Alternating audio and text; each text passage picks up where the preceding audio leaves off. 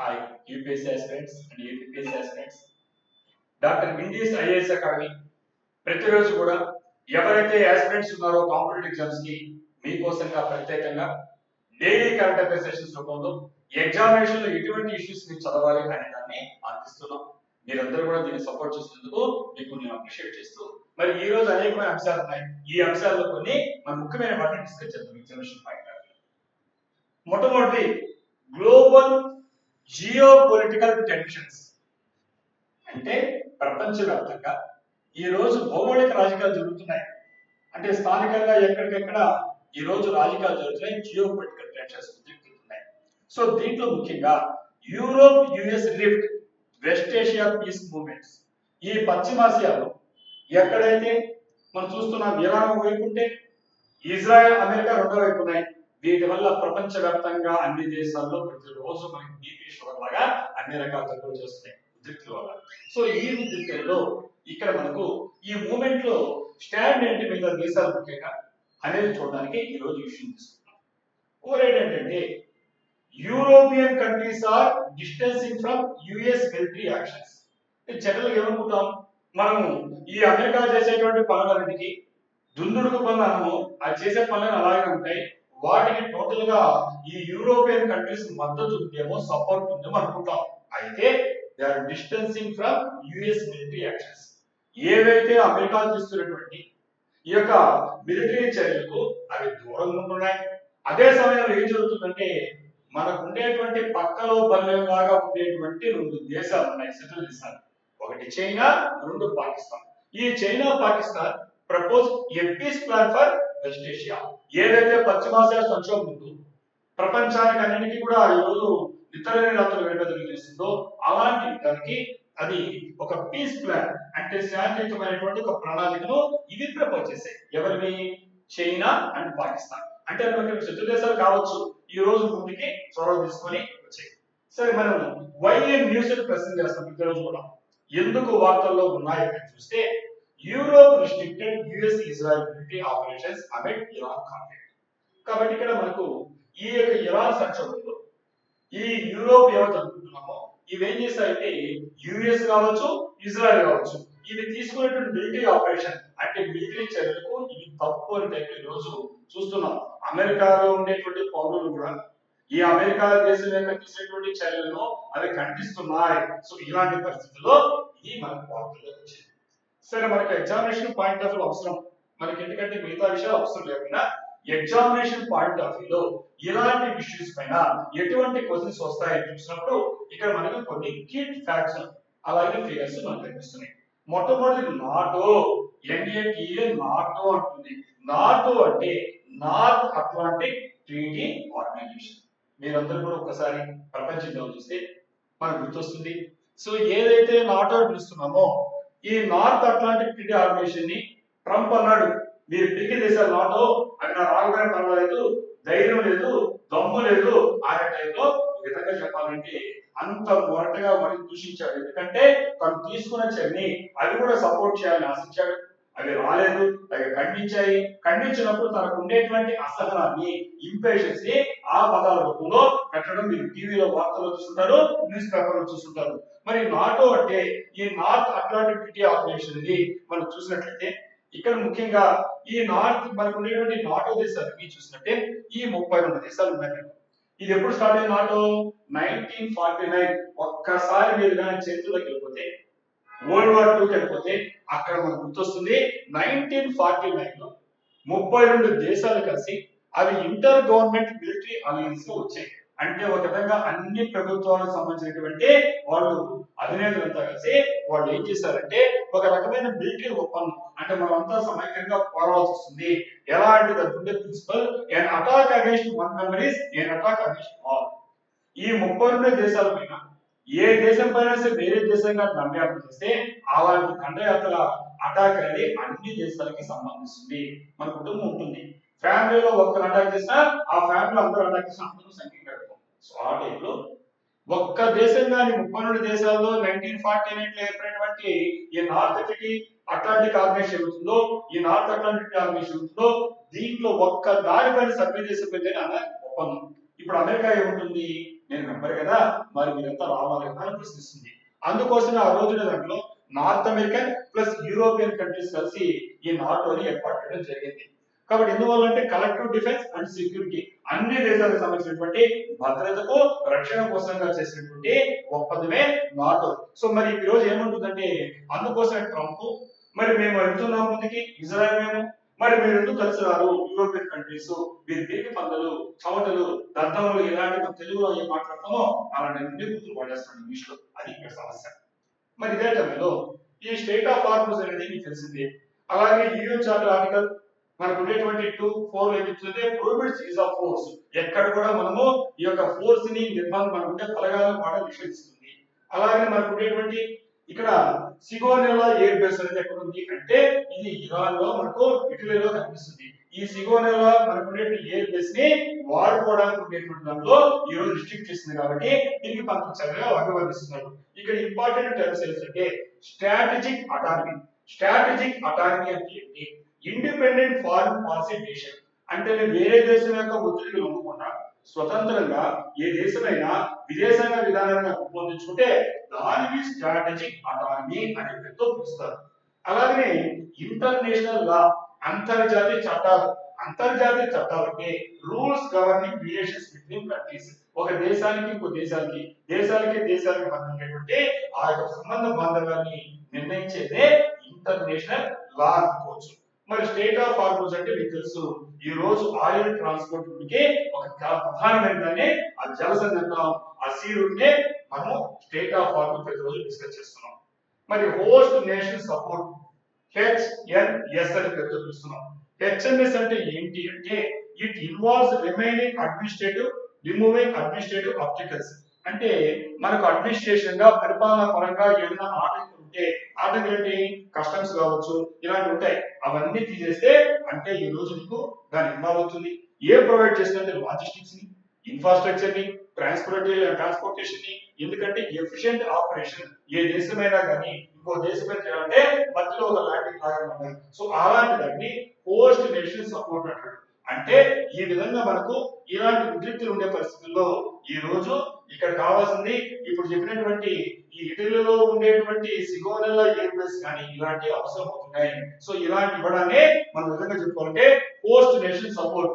అంటే ఏవైతే అక్కడ ఉండండి అది చేస్తాం, మాకుండే ఇన్ఫ్రాస్ట్రక్చర్, మాకుండే ఎయిర్ బేస్, ఇలాంటి వాడుకోవడాన్ని హెచ్ఎన్ఎస్ అంటాం. సో ఇలాంటి మనకు ఈ యొక్క గ్లోబల్ జియోపాలిటికల్ కండిషన్స్ లో ఎగ్జామినేషన్ లో ఇలాంటి టెక్నాలజీ రావడానికి అవకాశం ఉంది. రైట్. మరి మనము సెకండ్ రేటింగ్ కింద ఈ రోజు ఉండేటువంటి కరెంట్ అఫైర్స్ లో చాలా ముఖ్యమైన అంశము ఈ రోజు స్పేస్ టెక్నాలజీ సంబంధించి చూస్తున్నాం. ఇంతకుముందు మనం వాడినటువంటి ఇంటర్నేషనల్ రిలేషన్ చూసాము. ఇక్కడ మనం వచ్చే కాడికి స్పేస్ టెక్నాలజీకి, సైన్స్ అండ్ టెక్నాలజీలో వాడుతున్నాం. అది ఆర్టిమస్ 2 మిషన్. ఆర్టిమిస్ 2 మిషన్ అంటాం. అంటే ఒక విధంగా చెప్పాలంటే నాసా చేపట్టినటువంటి లూనార్ మిషన్. లూనార్ అంటే చంద్రుడు, మూన్. కాబట్టి ఈ నాసా చేపట్టినటువంటి చంద్రమండలం దగ్గరికి వెళ్ళేటువంటి ఒక మ్యాథర్ ని ఆర్టిమిస్ 2 మిషన్ అని పిలుస్తున్నాం. మరి ఆర్టిమిస్ 2 అంటే అసలు ఆర్టిమిస్ 1 ఏంటి, ఉందా లేదా? ఉంది. ఆర్టిమిస్ 1 అంటే 2022 లో, అంటే కరెక్ట్ గా 4 ఇయర్స్ బ్యాక్ చేపట్టినటువంటి ఒక దాన్ని ఆర్టిమిస్ 1 అని పేరుతో పిలుస్తారు. ఆర్టిమిస్ 2 లో ఏం జరిగిందంటే 25 day mission around the moon. చంద్రుడు చుట్టూ 20 రోజుల పాటు అది తిరిగి వచ్చింది. దాంట్లో అన్క్రూడ్ అంటే దాంట్లో ఎలాంటి సిబ్బంది లేకుండా మానవ సైతం కాదు, అలా వెళ్ళిందనే ఆర్టిమిస్ 1 అంటారు. అది ఆ రోజు ఉండేటువంటి ఈ SLS అనేటువంటి రాకెట్ ని, ఓరియాన్ సిస్టమ్స్ ని టెస్ట్ చేయడానికి ఫస్ట్ టైం ఉపయోగించిందని 4 సంవత్సరాల క్రితం 2022లో చేపట్టినటువంటి మానవ రహిత అన్క్రూడ్ మిషన్ నే మనం ఆర్టిమిస్ 1 అంటున్నాం. మరి ఇప్పుడు పంపించింది ఏంటంటే ఏప్రిల్ 1 పంపించింది ఆర్టిమిస్ 2 మిషన్ అంటాం. అంటే ఈ రోజు పంపించింది ఎందుకు వార్తల్లోకి వచ్చింది అని చూస్తే, ఇక్కడ ఇది మానవ సహితం వెళ్ళింది. ఇంతకుముందు మానవ రహిత అన్క్రూడ్ క్రూతో వెళ్ళింది. క్రూతో అంటే సిబ్బంది. అందువల్ల దీన్ని వార్తల్లో మనం డిస్కస్ చేస్తున్నాం. ఎక్కడి నుంచి వెళ్ళింది అంటే ఫ్లోరిడాలో ఉండేటువంటి కెనడీ స్పేస్ సెంటర్ నుంచి వెళ్ళడం జరిగింది. ఎక్కడి నుంచి? ఫ్లోరిడాలో ఉండేటువంటి కెనడీ స్పేస్ సెంటర్ నుంచి. డ్యూరేషన్ 10 రోజుల పాటు ఉంటుంది. ఇంతకుముందు 25 డేస్ అన్మాన్డ్, ఇది మ్యాన్ తో 10 డేస్ ఉంటుంది.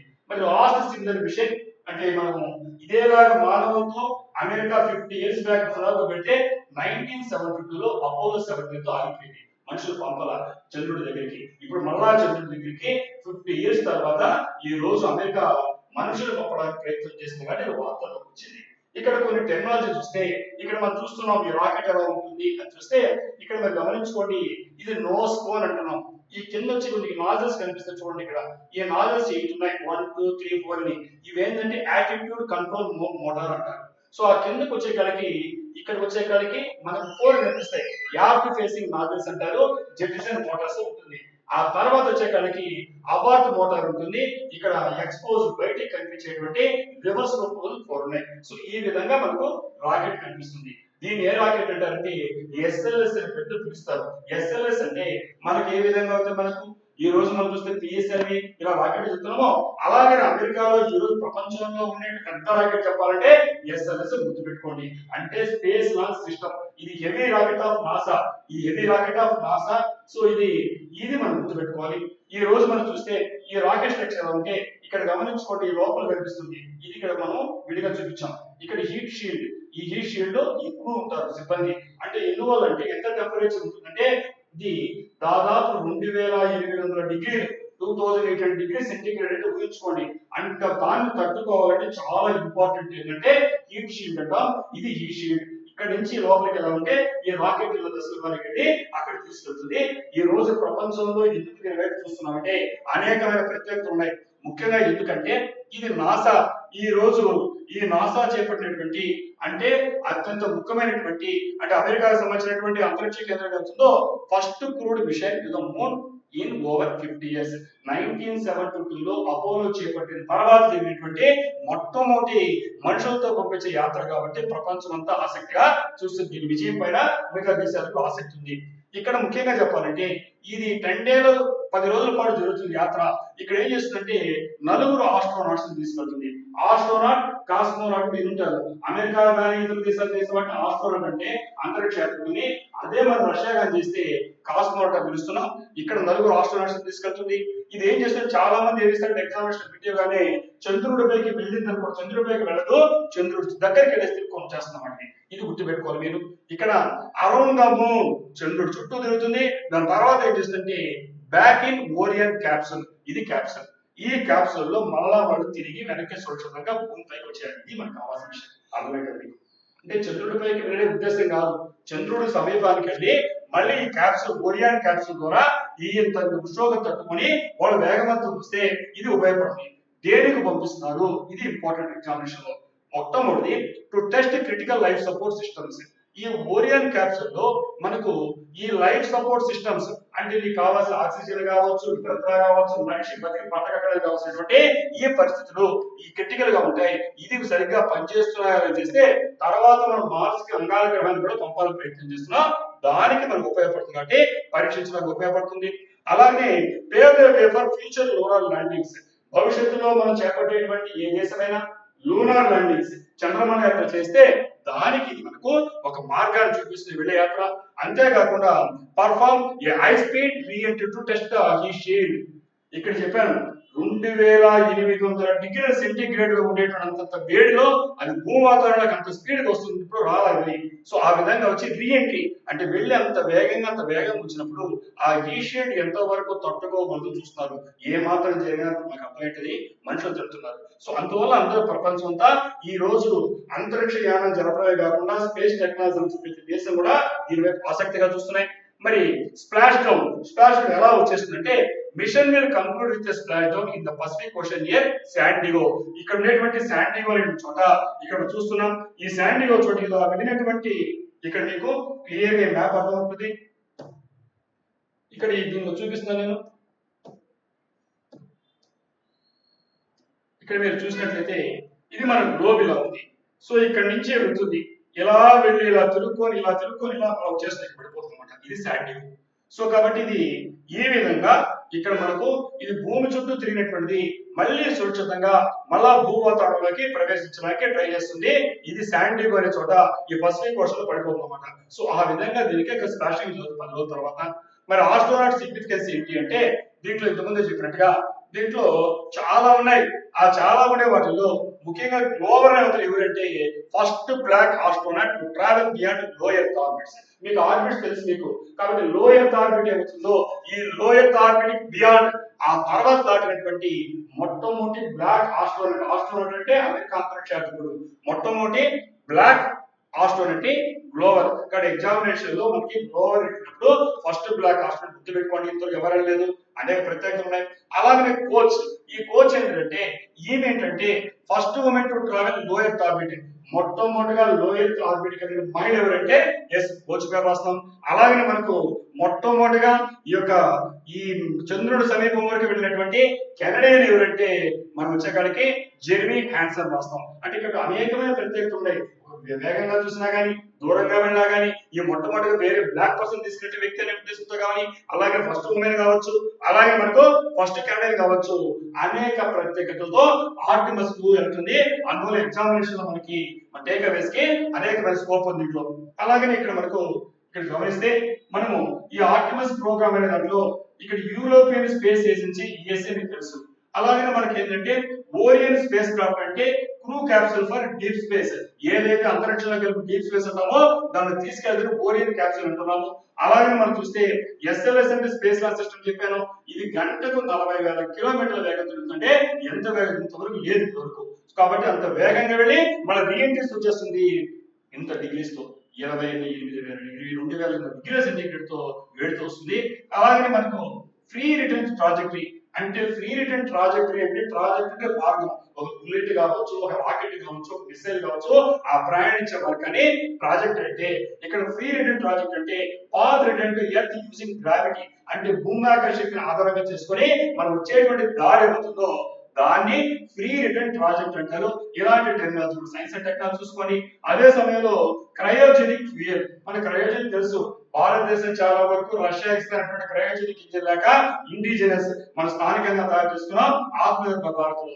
క్రయోజెనిక్ ఫ్యూయల్ అంటే ఇక్కడ fuel storage very low temperature, కాబట్టి తక్కువ ఉష్ణోగ్రత వద్ద మనం ఇంధనాన్ని నిల్వ చేసుకోవడానికి ఉపయోగపడే క్రయోజెనిక్ ఫ్యూయల్ అంటాం. సో ఇలాగ అనేక టెక్నాలజీస్ వస్తున్నాయి. ముఖ్యంగా ఇక్కడ first crewed lunar mission after Apollo తర్వాత మొట్టమొదటిగా చంద్రుడి యాత్ర చేసింది ఇప్పుడు చెప్పినటువంటి ఆర్టిమిస్. అలాగే ఎస్ఎల్ఎస్ దాన్ని వాడినటువంటి అంటే స్పేస్ లాంచ్ సిస్టమ్ భారీ రాకెట్ అది, దాన్ని వాడినటువంటిది. Orion spacecraft carries astronaut తీసుకెళ్తుంది, ఫ్రీ రిటర్న్ ట్రాజెక్టరీ వాడుతుంది, ఈ షీల్డ్ ని అది నెక్స్ట్ టైం తట్టుకోగలుగుతుంది, ఫస్ట్ ఉమెన్ ని తీసుకెళ్తుంది, అలాగే నాన్ ఐఎస్ రాష్ట్రం ఫస్ట్ టైం తీసుకెళ్తుంది. ఇలా అనేక ప్రత్యేకతలతో కనిపిస్తుంటే ఇక్కడ మనం గమనిస్తే ఈ ఎస్ఎల్ఎస్ గురించి పవర్ఫుల్ స్పేస్ లాంచ్ సిస్టమ్ అంటాం. అంటే ఒక విధంగా చెప్పాలంటే స్పేస్ లాంచ్ సిస్టమ్ అత్యంత భారీ రాకెట్ అన్నమాట ఈ ప్రపంచంలో చూసినా కూడా. సో అలాంటిది ఈ ఓరియన్ స్పేస్ క్రాఫ్ట్ తీసుకెళ్తుంది. అలాగే మనకు గేట్వే అంటే విధంగా చెప్పాలంటే lunar orbit station developed astronaut base camp అంట లూనార్ ఇలాంటి టెక్నాలజీ చూసుకోండి. సో ఇక్కడ మనకు హ్యూమన్ ల్యాండింగ్ సిస్టమ్ హెచ్ఎల్ఎస్ అనే పదం కనిపిస్తుంది. ఇక్కడ మనం గమనిస్తే మేము టోటల్ గా చూస్తే ఇక్కడ ఈ ప్రైవేట్ ఇండస్ట్రీ ఈ రోజు ల్యాండర్స్ డెవలప్ చేస్తుంది. అంటే ప్రభుత్వంలో నుంచి ప్రైవేట్ చూస్తున్నాం. Take for example space X ఉంది, మీకు అంతా తెలుసు. మరి ఈ స్పేస్ ఎక్స్ ఏం చేస్తుంది, ఈ రోజు మనకు స్టార్షిప్ చేసింది. అంటే design to transport astronauts from the gate to the surface. అంటే ఈ రోజు అంతరిక్ష యాత్రికులు తీసుకురావడానికి ప్రైవేట్ దాంట్లో జరుగుతున్నాయి. సో ఇప్పుడు ముఖ్యంగా ఈ హ్యూమన్ ల్యాండింగ్ సిస్టమ్ అనేది ఈ ల్యాండర్స్ తయారు చేస్తూ డెవలప్ అవుతుంది. ఇలాంటి టెక్నాలజీ మనం జాగ్రత్తగా చూసుకోవాలి. మరి దాని తర్వాత ఈ రోజు ఉండేటువంటి దాంట్లో కరెంట్ అఫైర్స్ లో ఇంకొక రకమైనటువంటిది ఈ రోజు గ్లోబల్ కాన్ఫ్లిక్ట్స్ లో పొలిటికల్ సైన్స్ సంబంధించినటువంటి ఇథిక్స్ సంబంధించినటువంటి ఒక బిట్ వచ్చింది. అదేంటంటే అనస్థెటిసైజ్ డెమోక్రసీ అంటున్నాం. మనం మామూలుగా పేషెంట్కి ఏం చేస్తాం, అనస్థెషియా ఇస్తాం, మత్తు మంది ఇస్తాం. ఈ రోజు డెమోక్రసీ వాడే పదాన్ని, ఆ పదం ఏంటంటే అనస్థెటైజ్డ్ డెమోక్రసీ అంటే గ్లోబల్ కాన్ఫ్లిక్ట్స్ ఎథిక్స్. ఈ ప్రపంచవ్యాప్తంగా జరుగుతున్న ఉద్రిక్త పరిస్థితుల్లో మానవాళి ఎలా ఉందంటే మత్తుగా నిర్మిస్తే ఎలా అచేతనంగా ఉన్నామో అలా ఉందన్నమాట. అంటే ఇది ఎథిక్స్ పనికొస్తుంది, ఇంటర్నేషనల్ రిలేషన్ పనికొస్తుంది, పాలిటిక్స్ పనికొచ్చేటువంటి ఒక ఐటమ్ అని చెప్పేమో ఇక్కడ దొరకడం జరిగింది కాబట్టి డిస్కస్ చేస్తున్నాం.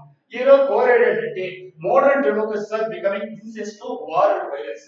మనం రోడ్డు మీద వెళ్తున్నాం, వాడు పడిపోతే గమ్మున వెళ్ళిపోతున్నాం. ఒకప్పుడు ఆగి మంచిగా దాగిచ్చి అవసరం అయితే ఏం చేసేవాళ్ళం. అలాగనే ప్రపంచంలోని దేశాలు ఎవరికైనా చెప్పినా స్పందించేవి. ఇప్పుడు నాకెందుకు వచ్చిన గొడవలే అని టైప్ ఉన్నాయి. సో ఆ ఉద్దేశంతో ఇక్కడ ఈ టెర్మిని వాడడం జరిగింది.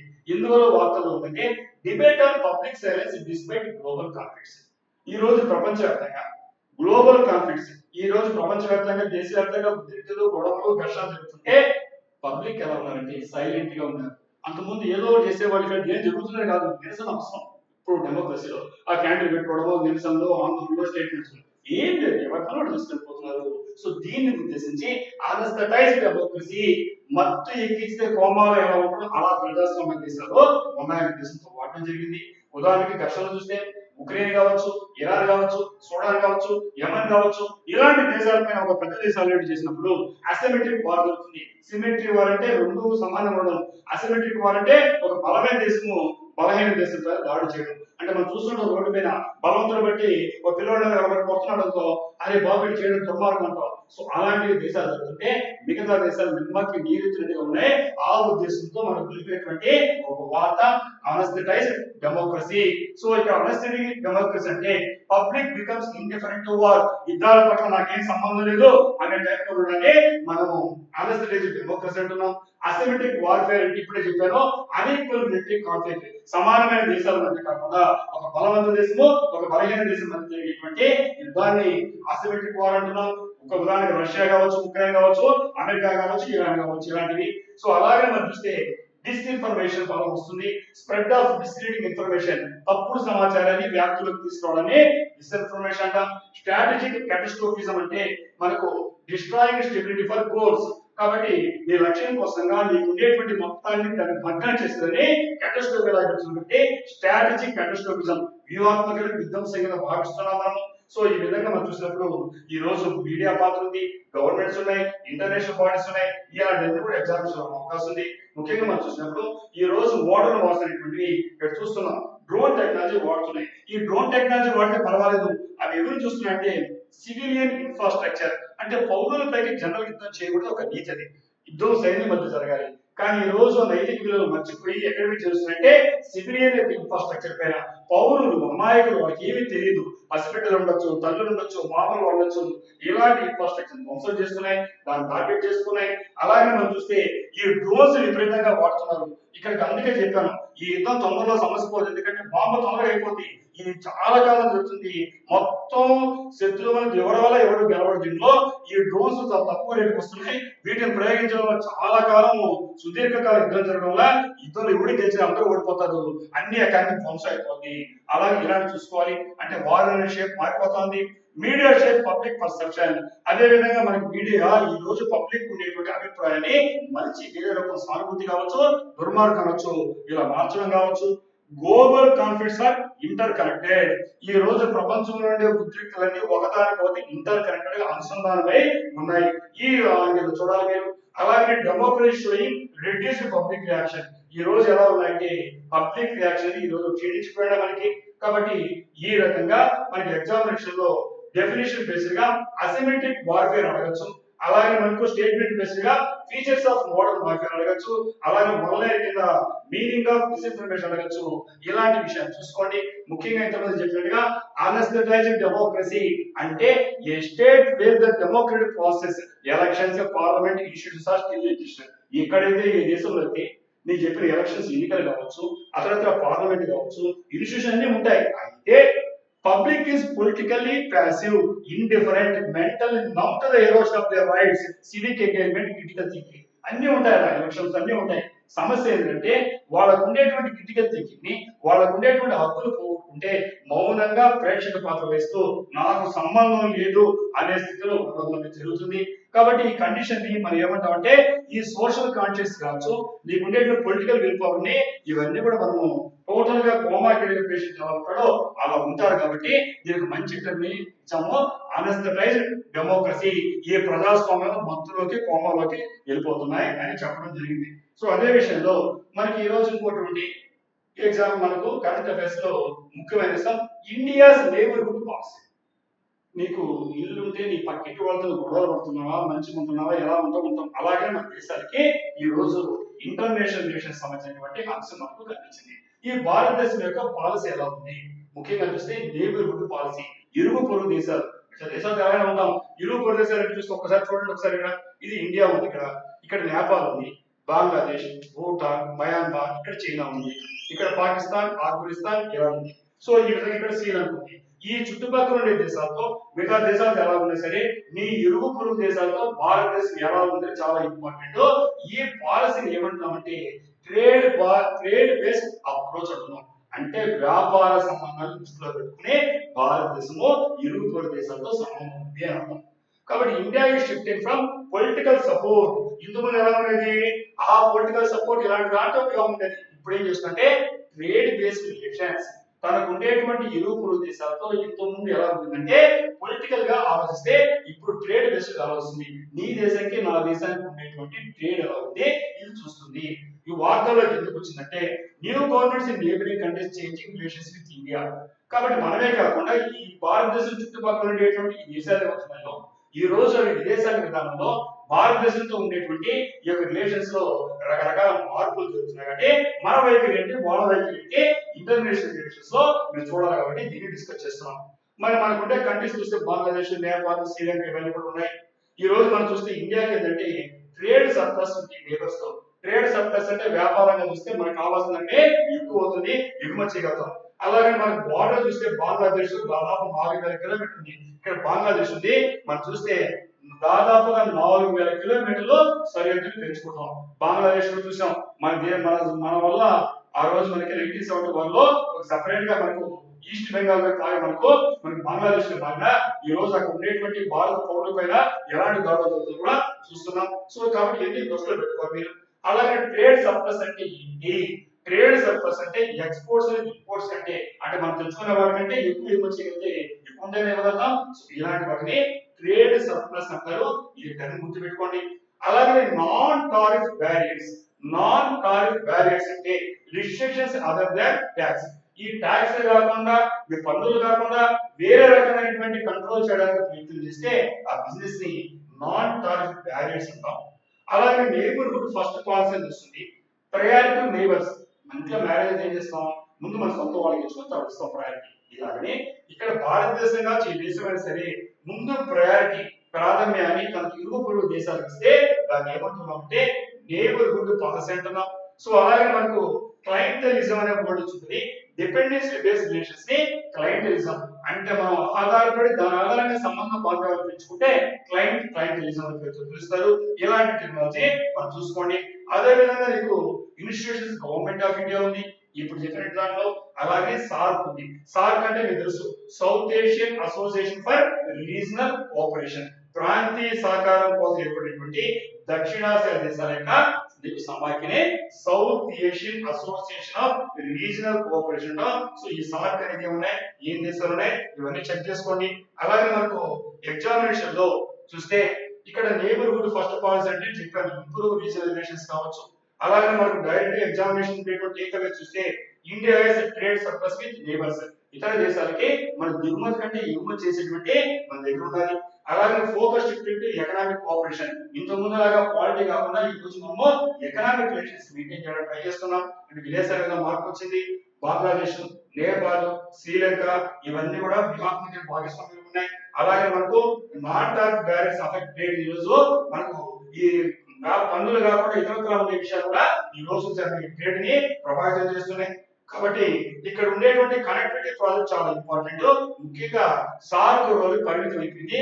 ఇంత ముందులాగా సార్క్ అనేది అది ఒక జస్ట్ పప్పెట్ లా తయారైపోయింది. ఇలా చూసుకోండి. అలాగే మనకు కంట్రీకి ఆ ట్రేడ్ ఉండే దేశం ఎగ్జామినేషన్ లో ఓవరాల్ స్టేట్మెంట్ కింద నేబర్హుడ్ ఫస్ట్ పాలసీ అడగచ్చు, స్టేట్ బేస్డ్ కింద ట్రేడ్ సర్ప్లస్ కాన్సెప్ట్ అడగచ్చు, అలాగే మ్యాప్ బేస్డ్ కింద ఇండియా దాని యొక్క పొరుగు దేశాలు అడగచ్చు. ఇలాంటి ఎగ్జామినేషన్ లో మీకు రావడానికి అవకాశం ఉంది, చూడండి. మరి దాని తర్వాత ఈ వెస్ట్ ఏషియా క్రైసిస్ సంబంధించి మీకు అందరూ కూడా చాలా కాలం గడిచిపోయింది.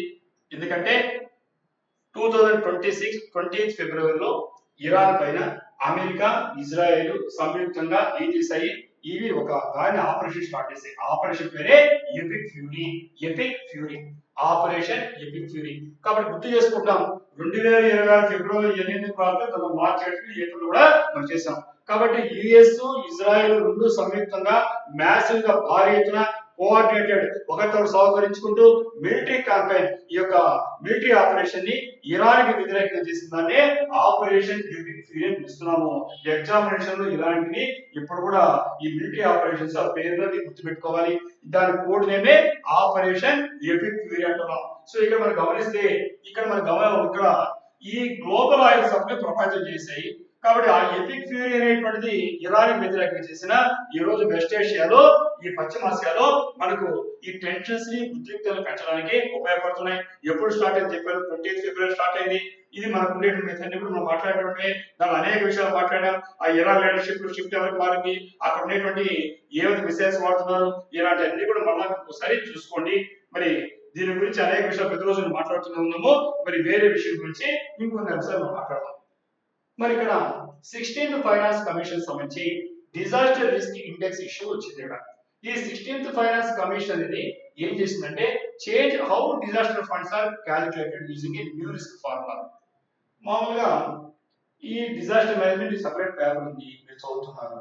డిజాస్టర్ అంటే తెలుసు మీకు, ఒక ఉండేటువంటి ఒక సునామీ కానీ, ఒక ఉండే ఎర్త్క్వేక్ కానీ, భూకంపాలు కానీ, లేదంటే ల్యాండ్ స్లైడ్ కొండ సైడ్ విరిగి పడిపోవడం కానీ, లేదా ఫ్లడ్స్ వరదలు రావడం కానీ, ఇలాంటి వాటి డిజాస్టర్స్ లేదా ప్రకృతి ఉత్పాదాలు అంటున్నాం. వీటికి సంబంధించి ఒక సెపరేట్ పేపర్ మీరు చదువుతున్నారు, మీరు ఈజీగా తెలుసు వస్తున్నాయి.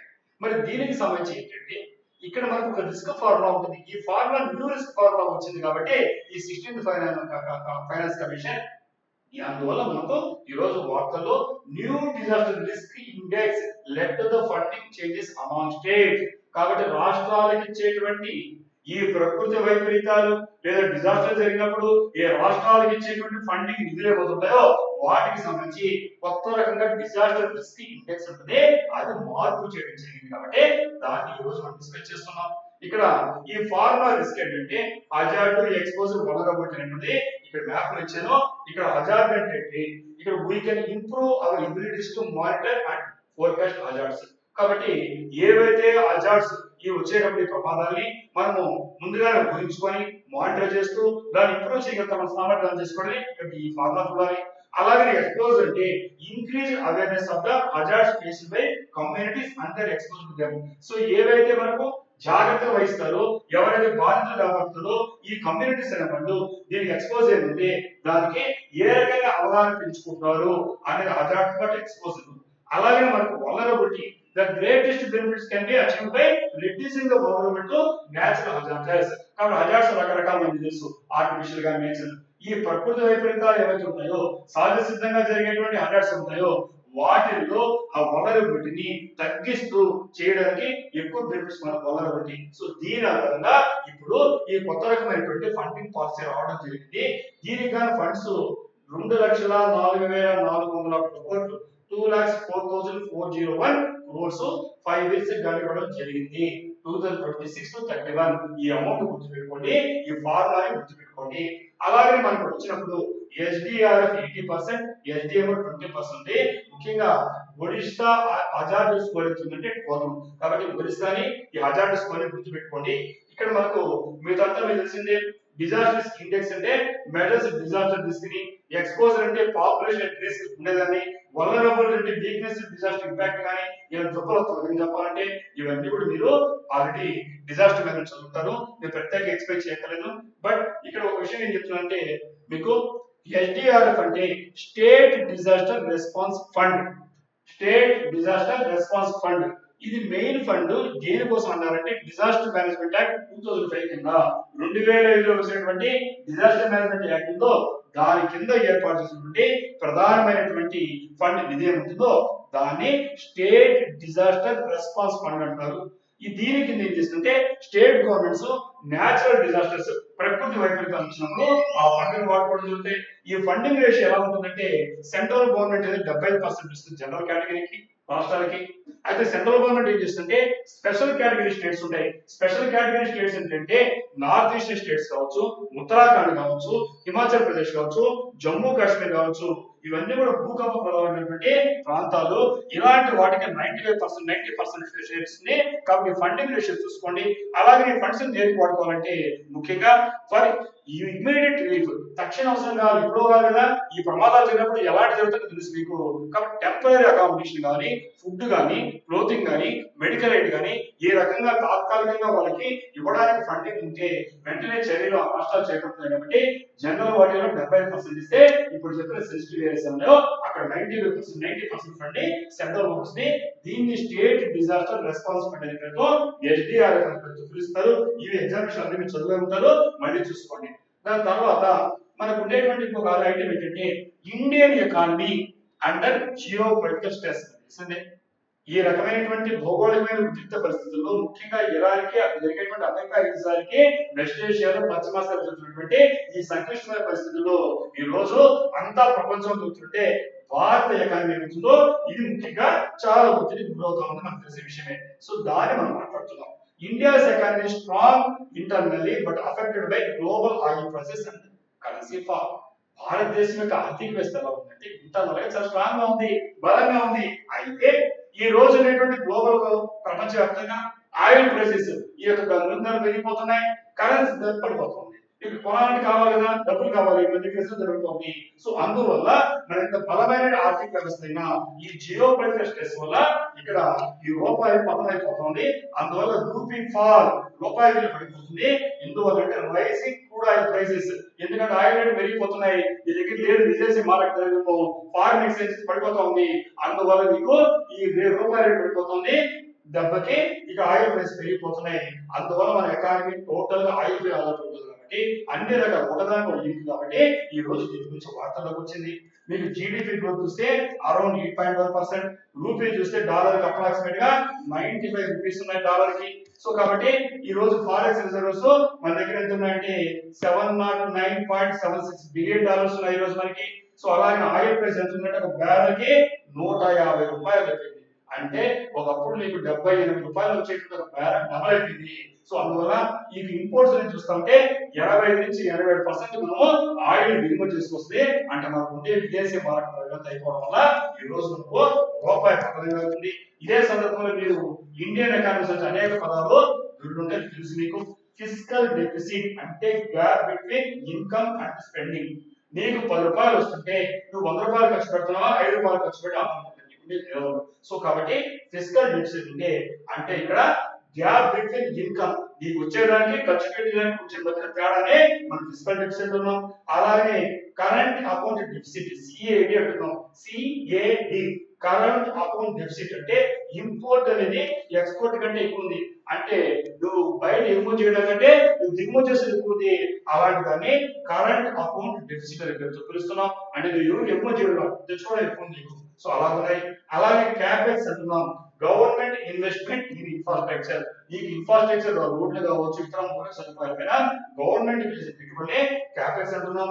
అలాగే రియల్ వేజెస్ అంటే ఇన్కమ్ అడ్జస్టెడ్ ఫర్ ఇన్ఫ్లేషన్. ఈ ద్రవ్యోల్బణం తట్టుకోవడం కోసంగా మనకు జరిగేటువంటి adjustment, income adjustment real wages అంటున్నాం. సో ఈ విధంగా ఆర్బీఐ ఏంటి, మినిస్టర్ ఆఫ్ ఫైనాన్స్ ఏంటి, ఈ జిఎస్టీ సిస్టమ్ ఏంటి, ఇలాంటి ఎగ్జామినేషన్ లో మీరు ఒక్కసారి మళ్ళీ కూడా చెక్ చేసుకోండి కరెంట్ అఫైర్స్ కింద. సో అలాగే India depends heavily on oil imports. ఈ రోజు మనం ఎక్కువ దేనిపై ఆధారపడుతుంటే చదువు యొక్క దిగుమతి చేసుకోవడం వాడుతున్నాం. Oil price increase inflation. ఎప్పుడైతే నీకు ఆయిల్ రేట్ పెరిగిపోయిందో ద్రవ్యోల్బణానికి దారి తీసిన, అందుకోసం రూపాయి రేటు పడిపోతుంది. అలాగే రూపీ డిప్రిసియేషన్ ఇంపాక్ట్స్ ఇంపోర్ట్స్. నీకు రూపాయి విలువ పడిపోవడం వల్ల నీకు ఉండేటువంటి ఇంపోర్ట్స్ ఏమవుతున్నాయో వాటి ప్రభావితం చేస్తుంది. ఈ జిఎస్టీ అనేది మనకి ఈరోజు చెప్పాలంటే మనకు గూడ్స్ అండ్ సర్వీసెస్ ట్యాక్స్ ప్రధానమైనటువంటి రెవెన్యూ సోర్స్ ఉంది. మన హౌస్ హోల్డ్ ఎలా ఉందంటే ఈ రోజు అప్పులు పెరిగిపోతున్నాయి. కన్సంప్షన్ హౌస్ అంటే అరౌండ్ 60% జీడిపి ఉంది. ఇలాంటి విషయాలు what are the impacts of real inflation కింద ఎగ్జామినేషన్ చూసుకుంటే మీకు డెఫినేషన్ బేసిస్ లో సిఏడి అంటే క్యాపెక్స్ అడగచ్చు, స్టేట్మెంట్ బేసిస్ కింద ఇంపాక్ట్ ఆఫ్ ఆయిల్ ప్రైస్ అడగచ్చు, వన్ లైన్ కింద ఫారెక్స్ రిజర్వ్స్ మీనింగ్ అడగచ్చు, మరి మ్యాచ్ కింద ఇండికేటర్ వర్సెస్ డెఫినేషన్. ఇలాంటి ఎగ్జామినేషన్ లో మీకు ఇండియన్ ఎకానమీ కింద కరెంట్ అఫైర్స్ కింద రావడానికి అవకాశం ఉంది. మరి మనం నెక్స్ట్ ఐటమ్ చూస్తే India's COVID-19 response retrospective. Covid అంటే ప్రపంచంలో తెలియని వాడు కూడా లేడు, ఏమైందో అందరూ తెలుసు. ఇలాంటి పరిస్థితుల్లో రిట్రోస్పెక్ట్ ఏం జరిగింది, ఆ రోజు చిన్నప్పుడు ఏం జరిగింది అంటాం కదా, ఒక పీడకల లాంటిది, మధుర స్మృతులుగా పీడకల లాంటిది ప్రపంచాన్ని కుదిపేసింది. ప్రపంచంలో ప్రతి దేశం కలిగించింది, ప్రతి కుటుంబం ప్రతి మనిషిని కలిగించినటువంటి సంఘటనలు. కోవిడ్ తలుచుకుంటేనే కళ్ళల్లో నీళ్లు కలుగుతుంటే భరించిపోతుంది. అలాంటి దాన్ని రిట్రోస్పెక్ట్ గా ఆరోగ్యపరంగా మళ్ళీ మనం ఒకసారి డిస్కస్ చేస్తున్నాం. India's COVID-19 response face issues health care, data reporting and mitigate management. ఇలాంటి విపత్తులు మన ముందుకి పాండమిక్ అన్నాం. పాండమిక్ అంటే ప్రపంచానికి కప్పించిన మహమ్మారికి, స్థానికంగా లేదు. ఇలాంటి మళ్ళా వచ్చినప్పుడు ఒకసారి చేదనుకోని గుణపాఠం చేసుకుని ఏ రకంగా ప్రిపేర్నెస్ గా సంసిద్ధంగా ఉన్నామో అందుకోసం రిట్రోస్పెక్టివ్ చూస్తున్నాం. దాదాపు 6 సంవత్సరాలు అయింది మనకి. 6 years బ్యాక్ వచ్చిందంటే మనకు ఆ రోజు రివ్యూ చేసుకోవడం జరిగింది. లాక్డౌన్ నోటీస్ 4 hours 4 గంటల సమయం ఇస్తే ఎక్కడ వాడు ఎక్కువ గుర్తుంటుంది మీకు అందరికీ. అలాంటి పరిస్థితి వచ్చింది. అలాగే మనకు ఇక్కడ మీకు పిఎస్ఏ ప్లాంట్స్ వచ్చుంటుంది. పిఎస్ఏ అంటే ప్రెషర్ స్వింగ్ అలా అబ్సార్ప్షన్ ప్లాంట్స్ అంటారు. మెడికల్ సెట్టింగ్స్ లో వాడతారు. ఇవి ఆన్ సైట్ సిస్టమ్స్ అంటారు. ఇవి ఏం చేస్తారంటే high purity medical grade. High purity అంటే దాదాపు 95% దాకా ఉండేటువంటి మెడికల్ గ్రేడ్ ఆక్సిజన్ ఇస్తాయి. అంటే ఆక్సిజన్ లో కూడా మీకు వైద్య పరంగా ఇచ్చే ఆక్సిజన్ ఉంటుంది. ఎలా ఉంటుంది, ఇక్కడ నైట్రోజన్ సెపరేట్ చేస్తాయి ఫ్రమ్ ambient ఎయిర్. కాబట్టి గాలిలో ఉండే దాంట్లో నుంచి నీకు నైట్రోజన్ సెపరేట్ చేసి నీకు దాదాపు 90% ఇచ్చేటువంటి ఆక్సిజన్ ఇచ్చి నీకు ఈ మాలిక్యులర్ సిక్స్ వాటర్ ద్వారా ఇస్తారు. 24/7 24 గంటలు అన్ని పాటలు అందుబాటులో ఉంటుందని PSA pressure swing absorption plants అంటారు. ఇది మీకు ఆ రోజు ఆక్సిజన్ సిలిండర్ లేక మినిస్టర్ల కానించి ప్రతి ఒక్క రికమెండేషన్ కావాలి, తట్టాలు పెట్టాలి. కాబట్టి ఇలాంటిది రోజు మనం డిస్కస్ చేస్తున్నాం. ఈ పిఎస్ఏ ప్లాంట్స్ అనేది మనం చూస్తే మనకు విజయం చెప్పాలంటే ఈ రోజు 500 కావాలి, 38 ఉన్నాయి మనకి. డెత్ ఇంక్రీజ్ చూస్తే 2021 లో 25.9% ఉంది. Registered around 1.02 crores. కోటి మంది పైగా, 1,02,000 మంది చనిపోయినట్టుగా రిజిస్టర్డ్ డెత్స్ ఉన్నాయి. అన్రిజిస్టర్డ్ ఎన్నో ఉంటాయి మనకి. సో కాబట్టి ఒక్కసారి రిజిస్టర్డ్ ముందు చూస్తామంటే ఇలాంటి రిట్రోస్పెక్టివ్ గా వార్తల్లో వచ్చింది. కాబట్టి రావాలని కాదు, ప్రపంచంలో ఎప్పుడు ఎలాంటి విపత్తు వచ్చినా ఇలాంటి దాంట్లో మనం రెడీగా ఉండాలి, ప్రిపేర్నెస్ ఉండాలి. డిజాస్టర్ మేనేజ్మెంట్ అంటే కేవలం మనకు వరదలు, ఉప్పెన్లు, సునామీలే కాదు, ఇలాంటి కోవిడ్ పొరపాటు పెట్టుకొని ఇది మనకు హెల్త్ పాయింట్ ఆఫ్ పనికొస్తుంది. డిజాస్టర్ మేనేజ్మెంట్ మీరు యాస్పిరెంట్స్ చదువుకోండి. నెక్స్ట్ ఇక్కడ supreme court on human trafficking SOP guidelines బయట వచ్చిందమ్మా. మీకు అందరు కూడా హ్యూమన్ ట్రాఫికింగ్ అంటే తెలుసు. మీకు హ్యూమన్ ట్రాఫికింగ్ అంటే ఏంటంటే మీకు ఈ రోజు రిక్రూట్మెంట్ కానీ, ట్రాన్స్పోర్ట్ కానీ, ట్రాన్స్ఫర్ కానీ, హార్బరింగ్ కానీ విసిన పర్సన్ తీసుకొని మీనింగ్ ఏంటంటే ఫోర్స్ అంటే బలవంతంగా కానీ, కోయిషన్ బెదిరించి కానీ, మోసగించే డిసెప్షన్ కానీ, మోసమాట చెప్పి కానీ, abuse of power and vulnerability కానీ, ఇలాంటి ద్వారా నీ పర్పస్ ఎక్స్‌ప్లాయిటేషన్ దోపిడీ గురి చేయడానికి, ముఖ్యంగా ఈ ఫోర్స్ లేబర్ చేయడానికి, సెక్సువల్ ఎక్స్‌ప్లాయిటేషన్ లైంగిక వేధింపుల కోసమో, నీ డొమెస్టిక్ సర్వీస్ కోసమో, ఆర్గాన్ రిమూవ్స్ వాళ్ళ అవయవాలు తీసేసి చేయడం కోసమో, ఈ విధంగా ఒక చోట నుంచి ఒక చోటికి ఇల్లీగల్ ట్రేడ్ ఆఫ్ హ్యూమన్స్ అంటే మనుషులతో వ్యాపారం చేయడం, ఏదైనా చెప్పిన కారణాలు కావచ్చు, దాన్ని దోపిడీ చేయడాన్ని హ్యూమన్ ట్రాఫికింగ్ అంటున్నారు. మరి సుప్రీం కోర్టు ఏం చేస్తుందంటే ఇలాంటి హ్యూమన్ ట్రాఫిక్ సంబంధించి ఎస్ఓపి గైడ్లైన్స్. ఎస్ఓపి గైడ్లైన్స్ అంటే ఇక్కడ మనకు స్టెప్ బై స్టెప్ ప్రొసీజర్ అంటే స్టాండర్డ్ ఆపరేటింగ్ ప్రొసీజర్ ని దేనికి ఇచ్చిందంటే క్విక్ యాక్షన్, సత్వరమే జరగాలి. హ్యూమన్ ట్రాఫికింగ్ జరిగినప్పుడు ముఖ్యంగా చూస్తున్నాం, ఆడపిల్లలు తీసుకెళ్లిపోతున్నారు, చిన్నపిల్లలు తీసుకెళ్తున్నారు, వాళ్ళ అవయవాలు తీసుకెళ్లిపోతున్నారు, అమ్మేస్తున్నారు, బానిసలు చేస్తున్నారు, వ్యభిచార కుటుంబాలను తిప్పేస్తున్నారు. ఇలాంటప్పుడు మనం ఏం చేయాలంటే బాధ్యతలు కాకుండా ఎఫిషియెంట్ గా, క్వాలిటీగా, సేఫ్టీగా ఉండేటువంటి standard operating procedures step by step వేగవంతంగా ఇవ్వాలనే ఉద్దేశంతో ఇక్కడ గౌరవ ఉన్నత న్యాయస్థానం, సర్వోన్నత న్యాయస్థానం సుప్రీం కోర్టు ఈ రోజు గైడ్లైన్స్ ఇచ్చింది. ఇక్కడ మీరు గమనిస్తే ఇక్కడ మనం ఎందుకు ఈ వార్తలో చూస్తున్నామంటే supreme court order time and procedures for missing and trafficking cases. చాలా వరకు చూడండి, చాలా మంది తప్పిపోయింటారు. ఆ తప్పిపోయిన ఏమవుతున్నారు, ప్రతి పోలీస్ స్టేషన్ లో మిస్సింగ్ కేసు రికార్డు అవుతున్నాయి. నిజంగా మిస్ అయిపోయారా, హ్యూమన్ ట్రాఫికింగ్ జరిగి ఇది ఇంపార్టెంట్ మనకి. కాబట్టి దీని గురించి ప్రత్యేకంగా ఒక ఎస్ఏ కూడా వస్తుంది, ఎగ్జామ్స్ ప్రిపేర్ కండి. నిజంగా ఎస్ఏ ఎగ్జామినేషన్ పోయినా ప్రతి మనిషి మనం జాగ్రత్త ఆలోచించుకోవాలి. ఈ పోలీస్ స్టేషన్ లో ఉండే మిస్సింగ్ కేసులని ఎక్కువ భాగము హ్యూమన్ ట్రాఫిక్ అభియోగం ఉంది. దీని మీద కాంట్రవర్సీ ఇష్యూ కూడా మనం చూసాము. కాబట్టి దీన్ని జాగ్రత్తగా రాసేటప్పుడు ఎగ్జామినేషన్ హ్యూమన్ ట్రాఫిక్ అంటే చేస్తూ ఇక్కడ మీరు కొన్ని ఆర్టికల్స్ ప్రస్తావిస్తున్నాం. ఆర్టికల్ 23 ఏం చెప్తుంటే ప్రోహిబిట్స్ హ్యూమన్ ట్రాఫికింగ్. ఈ రకంగా మానవుల్ని అవగాహన చేయడం కోసం, ఇతరులకు చెప్పినటువంటి పర్పస్ కోసమో, మనం దోపిడీ చేయడం కోసమో చేయడాన్ని ఆర్టికల్ 23 నిషేధిస్తుంది. మరి మనకు ఐపీసీ సెక్షన్ చూస్తే ఈ రోజు మనం న్యాయస్థానం మారిపోయినాయి. సో భారత న్యాయ హైదరాబాద్ పాత ప్రకారం చూస్తే 370 గుర్తుపెట్టుకోండి. ఇవి మనకు ఈ సెక్షన్స్ ఉన్నాయి.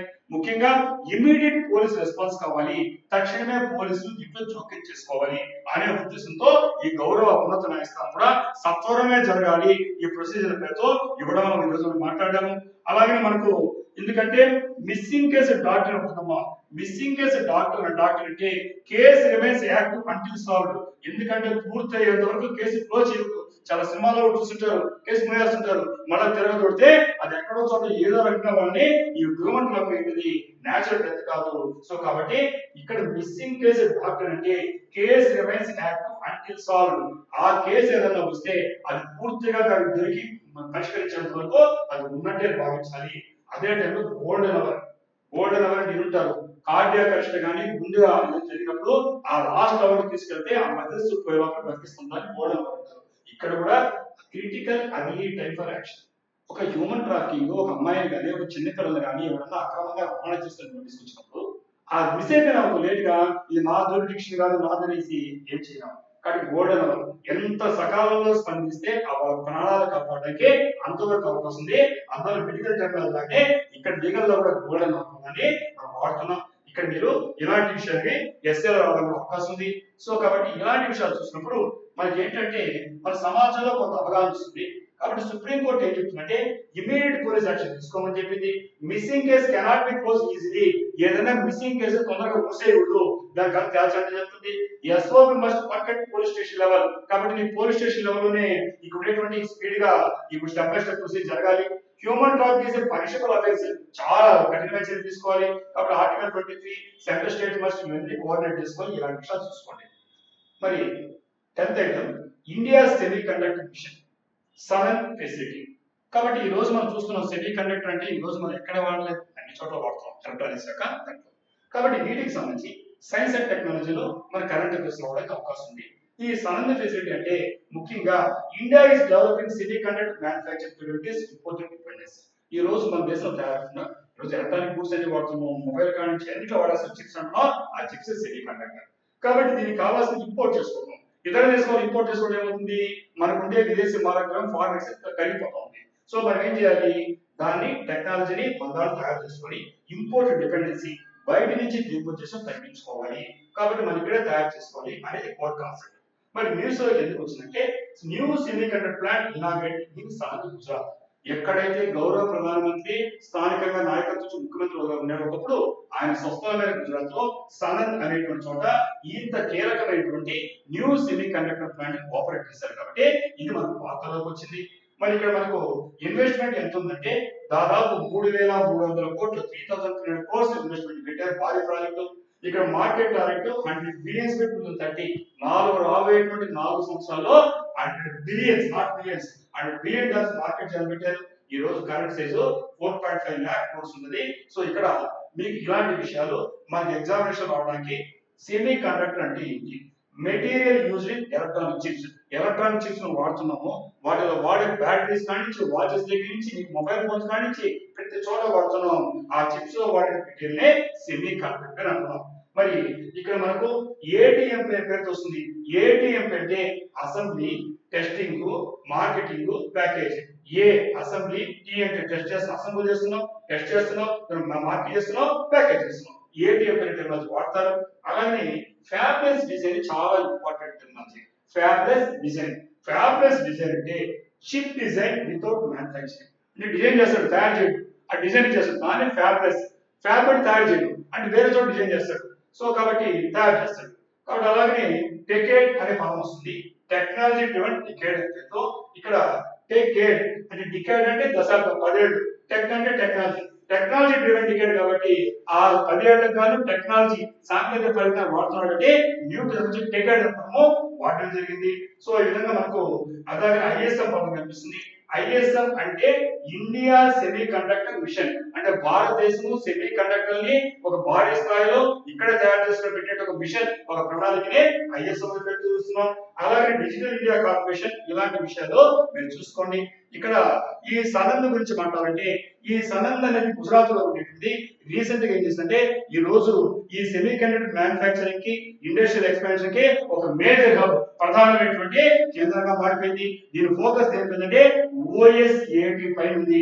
ఓఎస్ఏటి అంటే ఓ అంటే అవుట్ సోర్సెడ్, ఎస్ అంటే సెమీ కండక్టర్, ఏ అంటే అసెంబ్లీ, టి అంటే టెస్ట్. కాబట్టి outsourced semiconductor assembly and test మీద ఫోకస్ చేస్తూ ఇంటెలిజెంట్ పవర్ మోడల్స్ కి కేంద్రంగా ఈ గుజరాత్ లో ఉండేటువంటి సనంద్ మారింది. అందువల్ల మనం ఈ రోజు మనం డిస్కస్ చేస్తున్నాం. ఇక్కడ మనకు ఎగ్జామినేషన్ లో చూస్తే మనకు ఈ సనంద్ అనేటువంటి ఎమర్జెన్సీ సెమీ కండక్టర్ హబ్ గా ఉంది. చిప్స్ అనేది ఎలక్ట్రానిక్ డిఫెన్స్ లో వాడతారు. India aims globally supply chain లో వాడాలనుకుంటుంది. సో ఇలాంటివన్నీ చూసుకోండి. మరి next 11th item west Asia conflict సంబంధించి Iran peace proposal declaration. Starting మీద మనం ఇండియాకి వచ్చాం.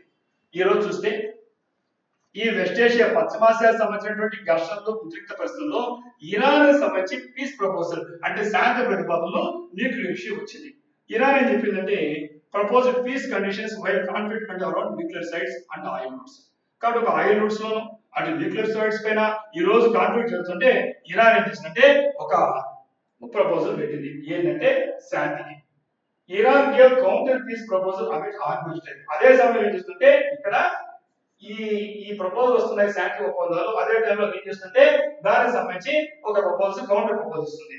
ఇక్కడ ఇరాన్ ఏం చేస్తుంటే 5-point ప్లాన్ ఇచ్చింది. అది డిస్కస్ చేస్తాం.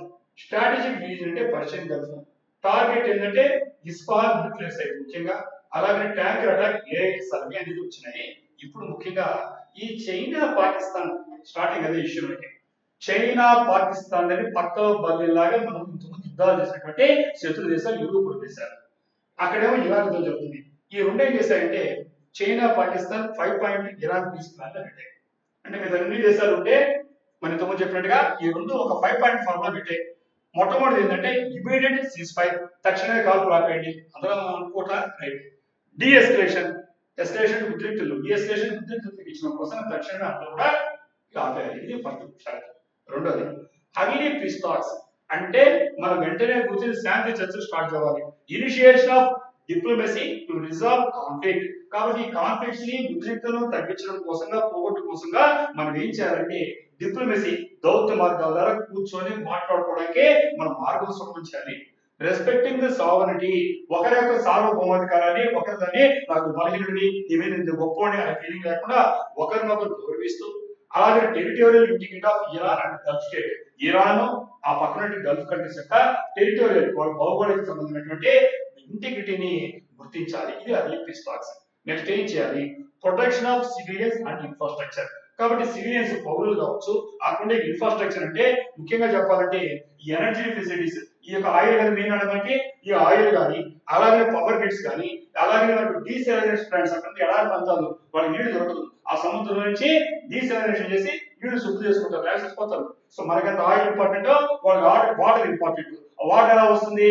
సముద్రంలో ఉండేటువంటి ఆ యొక్క ఉప్పు నీళ్ళని డీసాలినేషన్ ద్వారా చేస్తారు. కాబట్టి ఎనర్జీ ఫెసిలిటీస్ పైన, పవర్ గ్రిడ్స్ పైన, డీసాలినేషన్ ప్లాంట్స్ పైన వాళ్ళ ఇన్ఫ్రాస్ట్రక్చర్ క్రిటికల్ కాబట్టి కీలకమైనది కాబట్టి ఇక్కడ మీరు అటాచే ఆపేసాయి. కాబట్టి protection of civilians and infrastructure మంచి చెప్పవచ్చు. Next 4th one securing shipping roots. మనం ఏం చెప్తున్నాం? ఇక్కడ ఉండేటువంటి స్టేట్ అయినటువంటి హార్బర్స్ ద్వారా ప్రపంచానికి రావాల్సినటువంటి 20 నుంచి 20% ఆయిల్ అక్కడి నుంచి వస్తుంటున్నాం. అది రాకపోవడం ప్రపంచం అంతా ఎకానమీ కొలాప్స్ అయిపోతుంది. ఈ పరిస్థితుల్లో ensure safe passage of through strategic strait of Hormuz for commercial and civilian vessels. మేమే నౌకాదళాలు మిలిటరీ ఆలోచన చెప్పడం ఏవైతే పౌరులను తీసుకెళ్తాయో సివిలియన్స్ ని, ఏవైతే మనకు సంబంధించిన ఆయిల్ తీసుకెళ్తాయో అలాంటి వాటిపైన, ఆ వెల్లర్స్ పైన, నౌకల పైన ఎలాంటి దాడులు చేయకుండా మీరు ఆపాలి. కాబట్టి భద్రత కట్టాలి. Next 5th one UN led peace formula frame. కాబట్టి ఐక్యరాజ్య సమితి ఆధ్వర్యంలో ఈ శాంతి కోసంగా ఒక పీస్ కి సంబంధించి ఒక ఫ్రేమ్ వర్క్ ఉండాలి. కాబట్టి basing on last peace on the UN charter and international laws. అంటే ఇంటర్నేషనల్ లాస్ ప్రపంచాత్మకంగా మనకు కొన్ని చట్టాలు ఉంటాయి. ఆ చట్టాలు లోబడి యుఎన్ చార్టర్ లోబడి శాశ్వతమైనటువంటి శాంతి పరిష్కారంతో చైనా పాకిస్తాన్ ముందుకు వచ్చాయి. ఈ పాయింట్స్ అనేవి బాగా ఉన్నాయమ్మా. సమస్య ఏంటంటే ఎలా ఉందంటే ఎవడన్నా ఒక దొంగ కానీ వాడు ఎవరైనా వితౌట్ సైలెంట్ కూర్చున్నారనుకో వాడు పెద్ద మనిషి నాయకత్వం వేస్తుంటాం చూస్తుంటాం సమాజంలో. అలా ఉంది. వీడు చేసే పనులే ఇలాంటి పనులు చేస్తున్నారు. బట్ ఎనీవే ఇప్పుడు పెద్దరికం తీసుకున్నారు కాబట్టి అంటే మంచి కూడా కాదలేదు, కానీ ప్రపంచానికి ఉపయోగపడింటే మనం అందరూ మౌనం ఉండడం వల్ల ఇలాంటి వాళ్ళు ముందుకు వచ్చి వీళ్ళు ప్రపోజల్ పెడితే క్రెడిట్ పడేస్తున్నారు. అది జరిగింది. రైట్, ఎనీవే సో దీనికి సంబంధించి చూసుకోండి. మరి last one, RBI digital payment rules 2FA mandatory. April 1 నుంచి అందరూ వాడుతున్న డిజిటల్ పేమెంట్స్. నువ్వు ఏది లేకుండా మనం ఏది వాడలేము డిజిటల్ పేమెంట్ తో. నువ్వు ఆన్లైన్ పేమెంట్ చేస్తున్నావు, ఫోన్ పే కావచ్చు, ఇవన్నీ కూడా. సో దీనికి సంబంధించి reserve bank of India digital payment సంబంధించి ఇక్కడ 2FA మ్యాండేట్. 2FA అంటే మనకు ఇక్కడ మనది కోడెడ్ కాబట్టి ఈ 2 ఫ్యాక్టర్ ఫార్ములా ఏంటి చూడాలి. RBI made 2 factor authentication compulsory for all digital payments. కాబట్టి అన్ని రకాల డిజిటల్ పేమెంట్స్ కి ఇక 2 ఫ్యాక్టర్ ఆథెంటికేషన్ కంపల్సరీ చెప్పింది. ఇది ఏప్రిల్ 1 నుంచి అమల్లోకి వచ్చింది. మీరందరూ వాడుతున్న వాళ్ళకి తెలుసుంటుంది. ఇక్కడ ఏంటంటే 2 ఫ్యాక్టర్స్ అంటే ఇందులో ఒక ఫ్యాక్టర్ ఉండేది. ఒక ఫ్యాక్టర్ ఆథెంటికేషన్ ఓటీపీ అలోన్, కేవలం నీ ఓటీపీ సరిపోయేది. అది ఇంకా నీకు సరిపోదు. ఒకటో తారీఖు 2 ఫ్యాక్టర్లు కాదు, ఓటీపీ ఒక ఫ్యాక్టర్ మాత్రమే.